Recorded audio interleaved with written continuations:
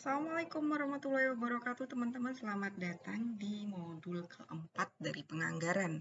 Di modul keempat ini kita akan bicara mengenai penganggaran, konsep, fungsi, dan pendekatannya. Pertama-tama kita akan berbicara tentang konsep dan fungsi anggaran ya teman-teman ya. Terbagi menjadi beberapa bagian. Yang pertama adalah konsep anggaran, kemudian fungsi anggaran, hakikat anggaran, anggaran dan perencanaan strategis, serta anggaran dan prediksi. Oke, kita ke konsep anggaran dulu. Konsep anggaran kenapa sih kita tuh harus gitu ya membuat anggaran itu untuk menyokong fungsi manajemen teman-teman, yaitu planning, organizing, actuating, dan controlling ya. Itu fungsi manajemen. Sehingga kalau misalkan ada anggarannya, proses POAK ini akan ada pagarnya, gitu. Nggak kemana-mana. Jadi ada batasan, ada pagarnya, tapi tetap bisa menghasilkan suatu proyek yang efektif dan efisien. Lalu, setelah konsep anggaran mendukung proses manajemen, maka bisa menghasilkan manajemen yang strategis, yaitu sebuah manajemen dengan perbaikan yang berkelanjutan, punya visi misi yang jelas, fokus, dan semua elemen pendukungnya mampu bekerja secara maksimal. Yang kedua adalah fungsi anggaran ini sendiri, yaitu sebagai alat manajemen, sebagaimana kita tahu tadi, mendukung proses manajemen ya. Jadi anggaran ini sebagai alatnya gitu. Lalu sebagai alat manajerial. Apa alat manajerial? Yaitu sebagai alat perencanaan yang akan membuat arahan serta pengendalian sebuah perusahaan. Kemudian, hakikat anggaran itu sendiri itu meliputi laba atau profit, kemudian satuan uang, komitmen, dan pengkajian, teman-teman. Jadi di situ ada profit karena ini perusahaan di mana ada pemberi modalnya atau investor, sehingga kita ini bertanggung jawab untuk kita bisa memberikan keuntungan bagi para investor. Keuntungannya dalam bentuk apa? Dalam bentuk uang. Nah, kalau misalkan kita bisa memberikan keuntungan kepada investor, maka di situ tercipta satu komitmen bahwa kita bertanggung jawab terhadap investasi yang telah diinvestasikan.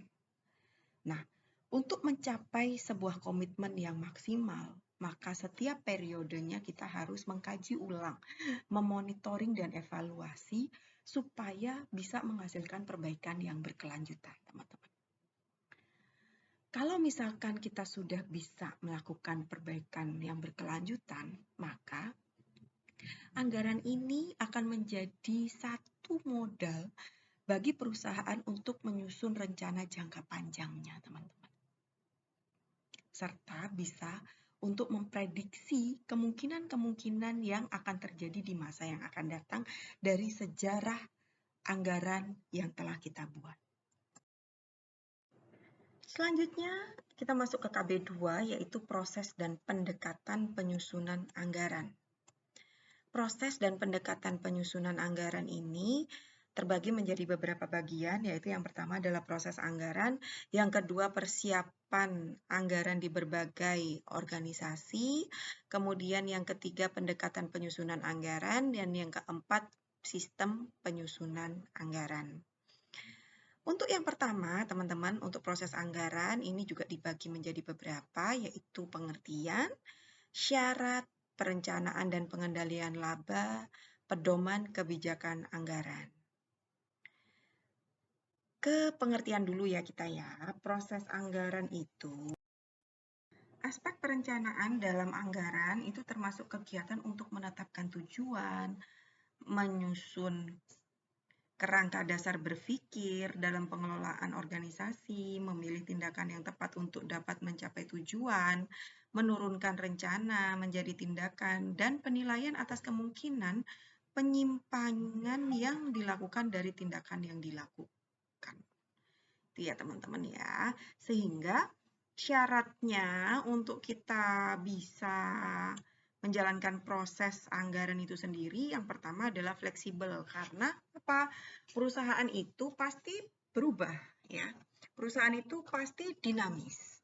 Sehingga kalau kita menjadi kaku, itu perusahaan kita yang nanti tidak berkembang. Jadi kita sendiri juga harus fleksibel. Kemudian realistis, sesuai dengan kenyataan. Ya, jangan dimanipulasi, jangan dibagus-baguskan, jangan juga dijelek-jelekkan laporannya ya. Jadi harus realistis. Lalu apa? Berkelanjutan. Jadi laporan atau anggaran ini tidak berhenti pada satu waktu saja, tidak berhenti pada 1 tahun, tapi dia berkelanjutan. Setiap tahun perbaikannya apa, setiap tahun perbaikannya apa, seperti itu. Lalu, yang selanjutnya adalah perencanaan dan pengendalian laba. Di sini ada proses identifikasi dan evaluasi eksternal. Apa saja faktor eksternal kemarin? IPOLEK, Sosbud, Hankam. Iptek, politik, sosial, budaya, pertahanan, dan keamanan. Ya. Nah, faktor evaluasi eksternal ini itu kita gunakan untuk pengembangan tujuan kita, sehingga kita bisa menyusun namanya sasaran khusus. Kita nggak kemana-mana, tapi kita punya objektif. Kita punya titik akhirnya di mana. Gitu ya. Jadi semua kegiatan menujunya ke sana. Lalu ada revaluasi strategi. Kalau misalkan strategi yang kita buat kurang maksimal. Sehingga apa? Kita harus menyusun rencana kembali, kemudian kita lakukan penilaian ya. Sehingga nantinya semuanya akan bisa mengembangkan labanya kita. Jangan lupa untuk dibuat laporan kerjanya. Karena apa? Semua, karena kita ini organisasi ya teman-teman, terdiri dari banyak orang. Dengan banyak pikiran, dengan banyak pendapat, dengan kita membuat satu laporan yang sesuai dengan visi dan misi perusahaan, itu semua menjadi satu kata. Gitu ya. Nah, dari laporan kerja ini kita akan bisa turunkan menjadi anggaran biaya variabel. Diingat-ingat lagi ya, biaya itu kan ada biaya tetap dan biaya variabel. Kalau biaya variabel berarti dia dinamis, dia berubah-ubah gitu ya. Kemudian implementasi tindakan. Gitu ya. Kita laksanakan apa yang diinginkan atau dirancangkan oleh perusahaan. Nah, kalau misalkan kita sudah melakukan gitu ya tindakan implementasi, maka kita melakukannya itu dengan pedoman. Ya, dengan pedoman. Pedomannya apa? Tujuan, yaitu visi dan misi perusahaan. Lalu apa? Harus bisa menghasilkan laba untuk perusahaan.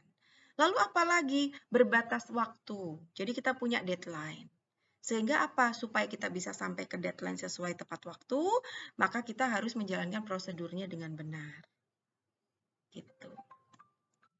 Lalu ada juga pendekatan penyusunan anggaran, itu bisa dengan cara top down. Dari manajemen puncak ke manajemen level low. Atau sebaliknya, bottom up. Dari level low ke puncak. Atau campuran. Atau berkelompok. Itu terserah.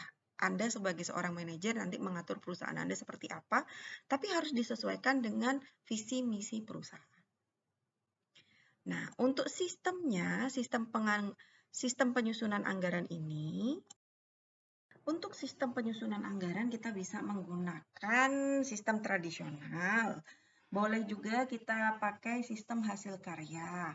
Atau kita gunakan sistem planning program budgeting system. Atau yang terakhir kita gunakan zero based system atau 0 kesalahan. Yang penting teman-teman ya, dalam kita melaksanakan anggaran ini kita harus bekerja semaksimal mungkin sesuai dengan pagarnya dan sesuai dengan visi dan misi.